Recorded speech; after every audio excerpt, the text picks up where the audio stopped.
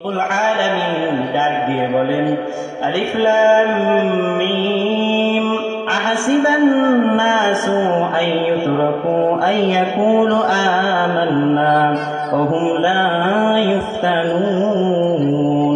মানুষ, তোমরা কি মনে করেছ ঈমান এনেছি কথা বললে তোমাদেরকে ছেড়ে দিব? আল্লাহ বলেন না, তোমরা মুখে মুখে দাবি করবে আমরা ঈমান এনেছি, এ কথা বললে তোমাদেরকে কাতারে কাতারে জান্নাতে দিয়ে দিব, এটা কখনো হবে না। আমি আল্লাহ বলে দিলাম তোমাদেরকে নিঃসন্দেহে আমি আল্লাহ যাচাই বাছাই করব, পরীক্ষা চলে আসবে।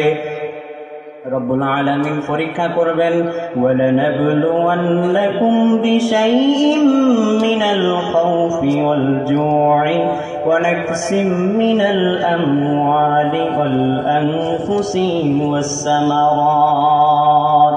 আল্লাহ তাআলা আপনাকে পরীক্ষা করবে, আপনি ঈমানদার দাবি করতেছেন, আপনি কি সত্যি হক ঈমানদার, নাকি আপনি শুধু মুখে দাবি করতেছেন আমি ঈমানদার, আপনার অন্তরের ভিতর কি ঈমানের বিন্দু পরিমাণ লেশ আছে কিনা এটা দেখার জন্য রব্বুল আলামিন আপনার উপর পরীক্ষা ছুড়ে দিবেন। যুগে যুগে যত মানুষ এসেছে, যত মানুষ ঈমানদার দাবি করেছে, সকল মানুষের প্রতি পরীক্ষা চলে এসেছে। সুতরাং আজ সমাজে যদি আমি আপনি ঈমানদার দাবি করি, ভয় পাওয়া যাবে না। আল্লাহ বলেন ইন্নাল্লাহা মা'আস সাবিরিন, তোমরা ধৈর্য ধারণ করো, খবরদার ভয় পাবে না। ঈমানদার যেহেতু দাবি করেছো, ওরা তোমার ব্যবসা বন্ধ করে দিবে, ওরা তোমার দোকান বন্ধ করে দিবে, চাকরি বন্ধ করে দিবে, ভয় তুমি পাবে না। ঘর বন্ধ করে দিবে, ঘর থেকে তোমাকে বের হতে দিবে না। জালেম যারা আছে যুগে যুগে এই কোরআনের জন্য 1 লক্ষের উপর রাসূল শহীদ, শুধুমাত্র কথা হলো একটাই,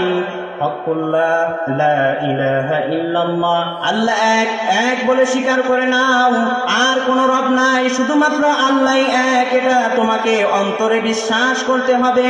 এই দাওয়াত যত মানুষ মানুষের মাঝে পৌঁছিয়ে দিয়েছে, যুগে যুগে তাদেরকে হেনস্থা হতে হয়েছে, জেল জুলুম জরিমানা খাটতে হয়েছে।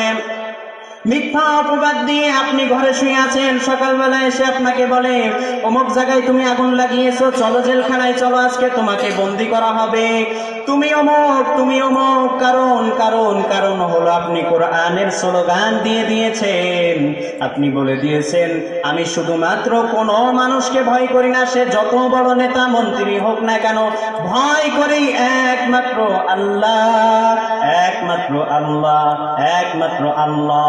দুনিয়ার কোনো লোভ আমার ভিতরে নাই, আমি কোনো মানুষকে ভয় করব না, ভয় আমার দিলে থাকবে একমাত্র আল্লাহর।